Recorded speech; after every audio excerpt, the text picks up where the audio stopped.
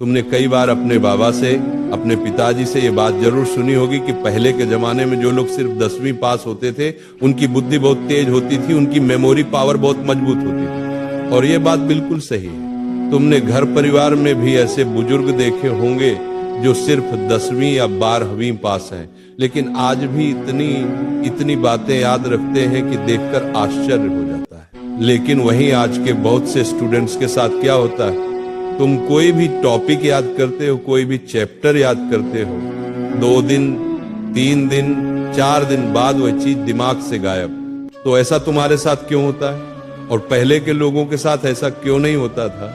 ये बात समझो। जाने अनजाने तुम कुछ ऐसी गलतियां कर रहे हो जो धीरे धीरे तुम्हारी मेमोरी पावर को कमजोर कर रही हैं।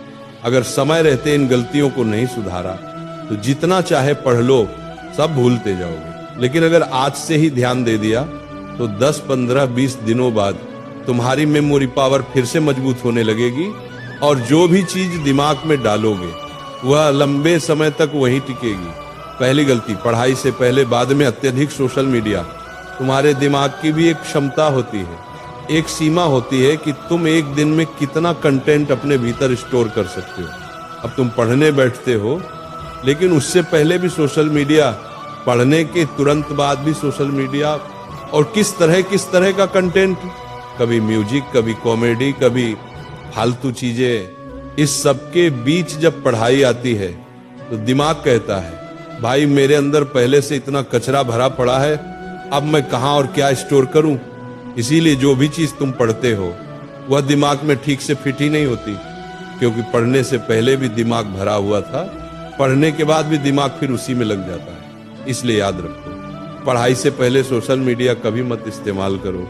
पहले पढ़ो, फिर अगर मन हो तो थोड़ा बहुत अच्छा कंटेंट देख सकते हो, लेकिन दुनिया भर का कचरा अपने दिमाग में डालना बंद करो, क्योंकि पढ़ाई पर फोकस तभी लगेगा जब दिमाग साफ रहेगा।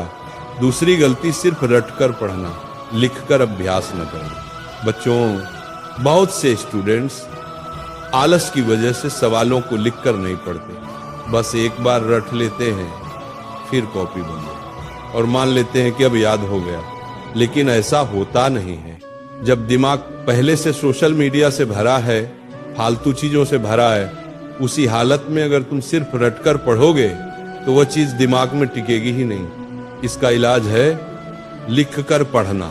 जो भी टॉपिक पढ़ रहे हो उसे विजुअल बनाकर पढ़ो, लिखकर पढ़ो। उस टॉपिक की तस्वीर अपने दिमाग में बनाओ, क्योंकि रिसर्च में पाया गया है जिस चीज को इंसान लिख देता है वो चीज दिमाग में गहराई से बैठ जाती है। इसलिए रटने के साथ साथ लिखना जरूरी है, तभी चीज लंबे समय तक टिकेगी। तीसरी गलती, रिवीजन न करना। ये पहले का जमाना नहीं, उस समय ध्यान भटकाने वाली चीजें कम थी। आज हर तरफ डिस्ट्रैक्शन खड़ा है, तुम्हारा ध्यान 5 जगह बटा हुआ है, दिमाग रोज पीसा जा रहा है।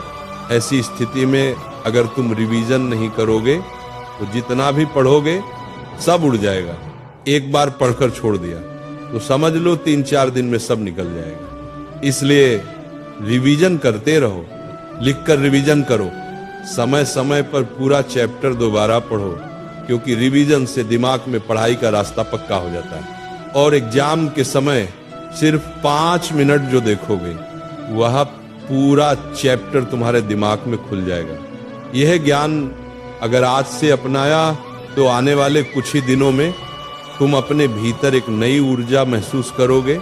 अगर तुम्हारे साथ यह समस्या होती है कि तुम पढ़ते हो, बहुत पढ़ते हो, लेकिन याद नहीं रहता, तो आज से ही ये 3 गलतियां छोड़ दो। सोशल मीडिया का अत्यधिक उपयोग बंद करो, लिखकर अभ्यास करो और समय समय पर रिवीजन करते रहो। तुम्हारा दिमाग मजबूत है, बस उसे सही दिशा चाहिए, सही आदत चाहिए, थोड़ी सावधानी चाहिए। मेरा आशीर्वाद तुम्हारे साथ है। ईश्वर तुम्हें बुद्धि दे, शक्ति दे और तुम्हारी मेहनत सफल करे। भगवान तुम्हारा कल्याण करे। प्रेम और आशीर्वाद सहित सदा उन्नति करो, आगे बढ़ो।